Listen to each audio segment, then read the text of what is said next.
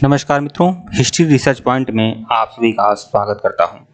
Jharkhand PGT history की one liner series चल रही है और यह वन लाइनर सीरीज संख्या 34 है मित्रों, 34। अगर इसके पहले का वीडियो अगर आप लोगों ने नहीं देखा है तो प्लेलिस्ट में जाइएगा। Jharkhand PGT history one liner के नाम से प्लेलिस्ट बनी हुई है, प्लेलिस्ट में जाइएगा और सभी वीडियो को देखिएगा। यह सीरीज संख्या वन लाइनर सीरीज संख्या 34 है, ठीक है। देखिए मित्रों, यह जो आपका झारखंड पीजीटी हिस्ट्री की वन लाइनर सीरीज मैं आपको दे रहा हूं, इसमें ancient history, medieval history, modern history, world history संबंधित 5500 क्वेश्चन हैं। कुल मिलाकर 5500 क्वेश्चन हैं और यह 5500 क्वेश्चन की जो सारगर्भित पीडीएफ है ये आप लोग ले सकते हैं। इसकी जो प्राइस है 250 रुपया है। आप हमारे ऑफिशियल व्हाट्सएप नंबर पर मैसेज कर सकते हैं। ऑफिशियल व्हाट्सएप नंबर ऊपर शो हो रहा है, डिस्क्रिप्शन में भी है, यहाँ पर भी बता दे रहा हूँ। हमारा ऑफिशियल व्हाट्सएप नंबर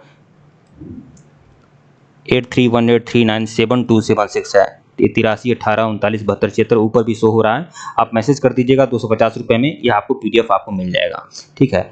और अगर आप 699 रुपये का कोर्स लेते हैं तो इसमें झारखंड पीजीटी हिस्ट्री का पूरा मटेरियल मिलेगा। यह जो आपका 250 रुपये का पीडीएफ है यह भी इसमें मिलेगा। साथ ही साथ आपको ancient history, medieval history, modern history, world history संबंधित टेस्ट सीरीज की पीडीएफ आपको मिलेगी और साथ ही साथ लेक्चर्स वीडियो और उसके नोट्स पीडीएफ भी मिलेंगे। कुल मिलाकर लगभग 100+ पीडीएफ आपको मिलेंगे, ठीक है।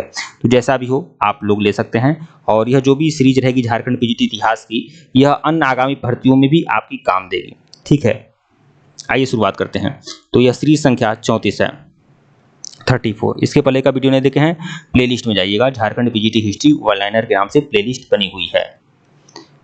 प्रश्न संख्या 1801 देखिएगा, सिंधु घाटी सभ्यता के किस स्थान पर डॉकयार्ड होने का आधार मिला है?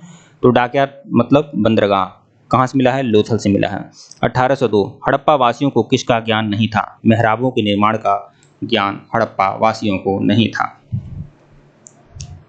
प्रश्न 1803 देखिएगा, पहिए का आविष्कार किस काल में हुआ था? नवपाषाण काल में। प्रश्न 1804 सिंधु सभ्यता का विस्तार पूर्व से पश्चिम तक लगभग कितने किलोमीटर था? 1600 किलोमीटर। पूर्व से पश्चिम कितना था सिंधु घाटी सभ्यता का विस्तार? 1600 किलोमीटर। और उत्तर से दक्षिण कितना था? 1400 किलोमीटर। प्रश्न 1805 मोहनजोदड़ो कौन सी नदी के तट पर बसा है? तो सिंधु नदी के तट पर मोहनजोदड़ो बसा है। 1806 देखिएगा, हड़प्पाई स्थलों का अधिकतम संकेंद्रण है सिंधु और उसकी सहायक नदियों के मैदानों में। 1807 गणेश्वर सभ्यता का संबंध किस नदी से है? कौतली नदी से है, कौतली नदी से है। 1808 कालीबंगा कहाँ स्थित है? तो यह राजस्थान में कालीबंगा स्थित है। 1809 हड़प्पा संस्कृति में किस स्थल से स्त्री पुरुषों के युग्म शवदानों का साक्ष्य प्राप्त हुआ है? लोथल से। 1810 कौन सा हड़प्पाकालीन स्थल पत्थर उद्योग का विशाल केंद्र था? सुक्कूर। प्रश्न 1811 सिंधु सभ्यता के लोग किसकी खेती नहीं करते थे? चावल की। प्रश्न 1812 मोहनजोदड़ो के स्नानागार के पश्चिम में किस स्तूप का निर्माण किस काल में किया गया था? कुषाण काल में। 1813 सर्वप्रथम सिंधु घाटी सभ्यता की किस स्थल से की खोज हुई थी? हड़प्पा की खोज हुई थी। प्रश्न 1814 मोहनजोदड़ो की खोज किसने किया था? राखल दास बनर्जी ने। 1815 सिंधु सभ्यता कितने जगह पर फैली थी? मतलब कितने वर्ग किलोमीटर में फैली थी? लगभग 20 लाख वर्ग किलोमीटर में फैली थी, 20 लाख वर्ग किलोमीटर, ठीक है। ये पुरानी खोज के आधार पे है, ये सही नहीं है, ठीक है। प्रश्न 1816 7 बार उजड़ के बसने वाला नगर कौन सा था? मोहनजोदड़ो। प्रश्न 1817 युग्म शवदान किस स्थान से मिला है? लोथल से। लोथल से एक ही जगह पर स्त्री पुरुषों दोनों को दफनाया गया है, इसे युग्म शवदान मिलते कहते हैं और यह युग्म शवदान लोथल से प्राप्त हुआ है। प्रश्न 1818 देखिएगा, सिंधु सभ्यता के लगभग 1100 मतलब 80% स्थल किस क्षेत्र से मिले हैं? सिंधु और गंगा के बृहद प्रदेशों में। 1819 हड़प्पावासी लोग तांबे का आयात कहाँ से करते थे? खेतड़ी से करते थे। 1820 सिंधु सभ्यता का कौन सा स्थान भारत में स्थित है? लोथल। 1821 आर्यों की सबसे पवित्र नदी कौन सी है? सिंधु नदी।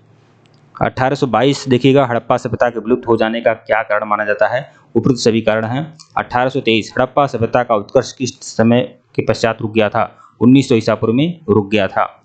1824 जैन धर्म में शिलाका महापुरुषों की संख्या कितनी है? 63।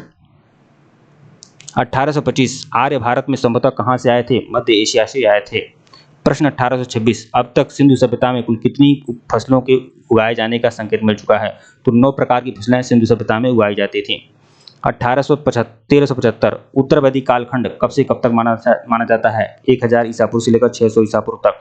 1376 उत्तर वैदिक काल की जानकारी का स्रोत क्या है? यजुर्वेद, सामवेद, अथर्ववेद। 1377 उत्तर वैदिक काल की विशेषता क्या है? चित्रधूसर, मध्यभांड एवं लोहा। 1378 किस उपनिषद में मनुष्य के जीवन के 4 आश्रमों में बांटा गया है? छांदोग्य उपनिषद। 1379 मनुष्य के जीवन को किन 4 आश्रमों में बांटा गया है? ब्रह्मचर्य, गृहस्थ, वानप्रस्थ और संन्यास। 1380 नाटकों के मंचन को क्या कहा जाता था? सैलूस कहा जाता है। प्रश्न 1381 पांचाल राज्य किस चीज को लेकर विख्यात है? पांचाल राज्य किस चीज को लेकर विख्यात था? ये देखिए यहाँ पर नहीं लिखा है। 1382 देखिएगा वैदिक काल का सबसे बड़ा और सबसे ज्यादा लौह पुंज कहाँ मिला है? अतरंजी खेड़ा से। 1383 धनवान व्यक्ति को क्या कहा जाता है? इव्य कहा जाता है धनवान व्यक्ति को। 1384 देखिएगा उत्तर वैदिक काल में किन किन सिक्कों का जिक्र मिलता है? निष्क, शतमान एवं कृहड़ल। 1385 मिट्टी के विशेष प्रकार के बर्तन बनाए जाने को क्या कहा जाता है? चित्रधूसर, मध्यभांड। 1386 24 बैलों द्वारा जोते जाने वाले हलों का उल्लेख मिलता है काठक संहिता में। काठक संहिता में। 1387 किस उपनिषद में अन्न को ब्रह्मा कहा गया है? तैत्रीय उपनिषद में। 1388 यजुर्वेद में हल को क्या नाम दिया गया है? सिर। 1389 उत्तर वैदिक काल के सबसे महत्वपूर्ण देवता कौन थे? प्रजापति। 1390 शूद्रों के देवता के रूप में कौन प्रचलित था? पूषण। 1391 राजाभिषेक को किस वेद में उल्लेख किया गया है? अथर्ववेद में। 1392 छोटे न्यायालय को क्या कहा जाता था? ग्राम्यवादिन।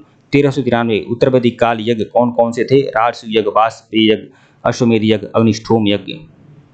ठीक है, ये सब सारे यज्ञ हुआ करते थे। प्रश्न 1827 जैन धर्म के आदि प्रवर्तक प्रथम तीर्थकर कौन थे? ऋषभनाथ। यह आपके प्रथम तीर्थकर थे जैन धर्म के। 1828 पार्श्वनाथ के अनुयायी क्या कहलाते थे? निर्ग्रंथ। 1829 महावीर स्वामी के शिष्यों की संख्या कितनी थी? 11। 11 गणधरों में महावीर स्वामी के शिष्यों को बांटा गया था। 1830 लोहे के फाल का प्रचलन कब हुआ था? उत्तर वैदिक काल में। 1831 सूर्य देवता सावित्री को संबोधित प्रसिद्ध गायत्री मंत्र किसमें उल्लेखित है? ऋग्वेद संहिता में। 1832 वेंकट माधव किसके शासनकाल में थे? प्रांत प्रथम। वेंकट माधव किसके शासनकाल में था? प्रांत प्रथम के शासनकाल में। 1833 ऋग्वेद का कौन सा भाग विश्व की उत्पत्ति का उल्लेख करता है? 10वां मंडल। 1834 वैदिक काल के लोगों ने धातुओं का प्रयोग किया, इसमें कौन सा पहला धातु था? तांबा। 1835 किसे प्रथम आदि शिव माना जाता है? पशुपति महादेव को। पशुपति महादेव को शिव का प्रारंभिक रूप कहा जाता है। ठीक है।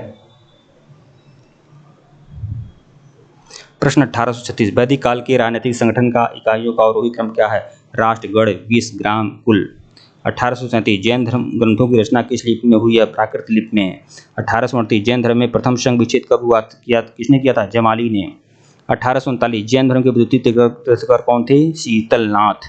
1840 जैन धर्म और बौद्ध धर्म दोनों ही विश्वास करते थे कर्म और पुनर्जन्म के सिद्धांत सही हैं। 1841 वैदिक नदी कुभा का स्थान कहाँ निर्धारित होना चाहिए? अफगानिस्तान में। 1842 जैन साहित्य को किस नाम से जाना जाता है? आगम। 1843 जैन धर्म के 19वें तीर्थकर कौन थे? मल्लीनाथ थे। 1844 जैन धर्म के 23वें तीर्थकर कौन थे? पार्श्वनाथ। 23वें तीर्थकर पार्श्वनाथ थे। 1845 वैदिक काल में चिकित्सक को क्या कहा जाता था? भीषज। भीषज कहा जाता था, भीषज। ठीक है। 1846 देखिएगा वैदिक काल की सभ्यता और संस्कृति का मुख्य स्रोत क्या है? ऋग्वेद है। 1847 जैन धर्म के 5 व्रतों में सर्वाधिक महत्वपूर्ण व्रत कौन सा है? अहिंसा।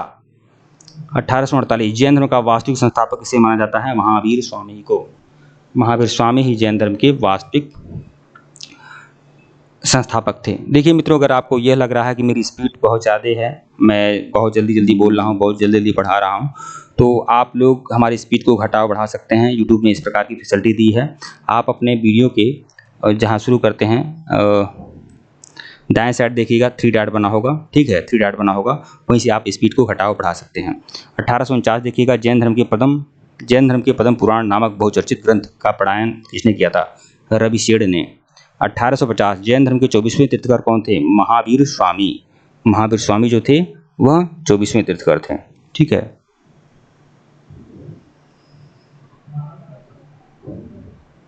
ठीक है मित्रों, वीडियो को लाइक और चैनल को सब्सक्राइब करेगा, टेलीग्राम बिल्कुल ज्वाइन करेगा, लिंक डिस्क्रिप्शन में दिया गया है।